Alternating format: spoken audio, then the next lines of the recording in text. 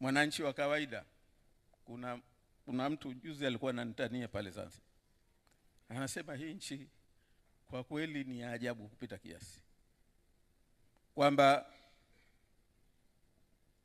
mwananchi wa kawaida leo masikini ya Mungu, chombo chake kinakamatwa, kinataifishwa, na ndio mtaji wake peke yake wa kupatia maisha. Kinataifishwa kwa sababu kavunja sheria, kaegesha pahala ambapo haparuhusiwi. Lakini aliyekuja kutunga kanuni hizo, anayesimamia sharia hiyo, yeye mwenyewe kachukua jimbo zima kwa kuiba. Kapata uwaziri uliompa mamlaka ya kutunga hizo kanuni kwa njia ya wizi, na hakufanywa kitu chochote.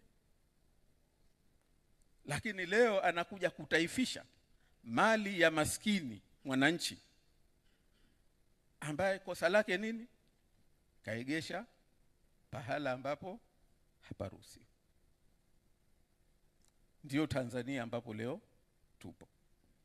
Na tusione hivi Watanzania wamenyamaza sana, lakini mioyoni mwao kwa hakika kuna moto mkubwa sana wa hasira. Kwa hivyo kwa ufupi tunasema hayo ndio tuliyoyaona, kwamba hapo ndio tulipo kwa ufupi. Naamini kila mmoja na hadithi nzuri hapa anayo ya kueleza, na ndio madhumuni ya kikao hichi. Swala la kujiuliza, tumefikaje hapa?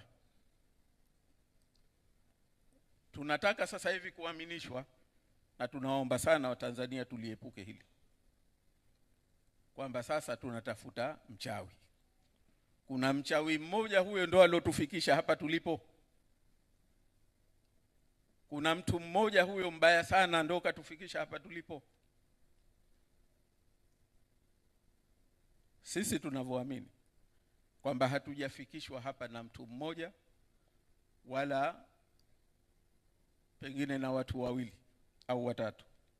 Tunachoamini sisi kwamba tumefika hapa, huu ni mfumo ambao umejengwa kwa miaka mingi sana, na hasa tokea baada ya kuingia kwa vyama, kuja kwa mfumo wa vyama vingi.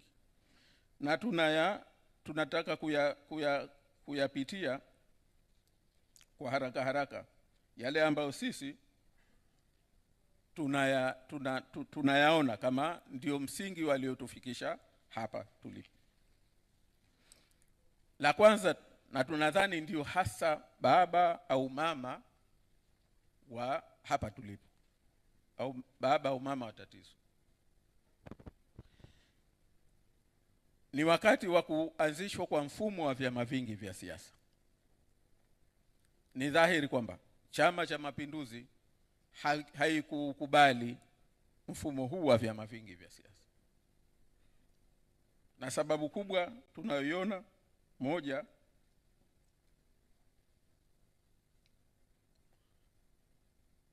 tume ya Jaji Nyalali ilikuja na mapendekezo mengi sana, sio tu kuanzishwa kwa sheria kwa vyama vingi, sio tu kuanzishwa kwa sheria ya vyama vingi na kuanzishwa kwa msajili, lakini ilipendekeza kubadilisha the whole infrastructure ya governance ili iendane na mfumo wa vyama vingi vya siasa, kitaasisi, operational, kisheria, na hata uendeshaji wa shughuli zake. Lakini sote ni mashahidi kwamba hakuna hatua zilizochukuliwa kwa mapendekezo mengine mengi ambayo ni ya msingi, na hili lilikuwa ndio mbegu ya kwanza ya tatizo. Badala yake Chama cha Mapinduzi kimekuwa kikitumia udhaifu huu kubaki madarakani kwa kutumia dola. Na tumewahi kuzisikia sauti za watu wengine ambao tulidhani ni wasomi, wakisema wazi na hadharani kwamba wao wataendelea kuitumia dola kubaki madarakani. Hili wala hawajaona aibu. Maneno wa Kikenya hawana soni katika hili. Wamelisema hadharani. Sasa ukitumia hiyo, maana yake unaanza kutengeneza tatizo. Tanzania sasa hivi imehama kutoka kwenye mfumo wa ushindani wa vyama vingi vya siasa kwenda katika mfumo wa siasa unaodhibitiwa na dola kupitia vyombo vya ulinzi na usalama. Wanazito hapa huita securocracy. Na wenyewe walikuwa wakali walipoambiwa hivyo.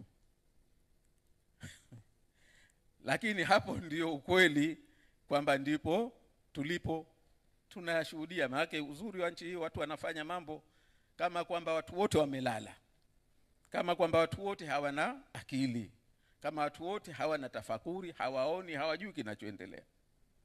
Lakini subiri sasa uje uwaambie. Wanafanya mambo mengine kwa jeuri kabisa, kwa kiburi. Wakiambiwa ndio wanakuwa wakali, wakiambiwa ndio wanakataa. Tumeona sisi kule Zanzibar, Baraza la Wawakilishi ikizungumzwa mambo yaliyofanyika kwa wazi, la kwanza, uko wapi ushahidi? Alete ushahidi. Alete ushahidi wa nini? Video. Alete ushahidi wa kitu gani? Na watu, kama utataka eyewitness, maana yake ni kwamba labda utayarishe uwanja wa Amani, ndio wanaweza wakaingia. Lakini kila mtu ni shahidi, pamoja na huyo anayetaka ushahidi vile vile. Lakini ndipo tulipo. Sasa hali hii kwa kweli imewanyang'anya wananchi, imeondoa msingi mkubwa wa taifa ulioelezwa kwenye sura ya 8 ya Katiba ya Jamhuri ya Muungano, ibara ya 8 ya Katiba ya Jamhuri ya Muungano wa Tanzania, na pia ibara ya 9 ya Katiba ya Zanzibar, juu ya haki ya wananchi katika kuendesha nchi yao, kufanya maamuzi na kuchagua viongozi, na kwamba uongozi ni dhamana, sio mali ya kurithi. Nchi hii ni nchi ya republic. Hatujatoka hapo. This is a republic ambapo madaraka yanabaki kwa wananchi.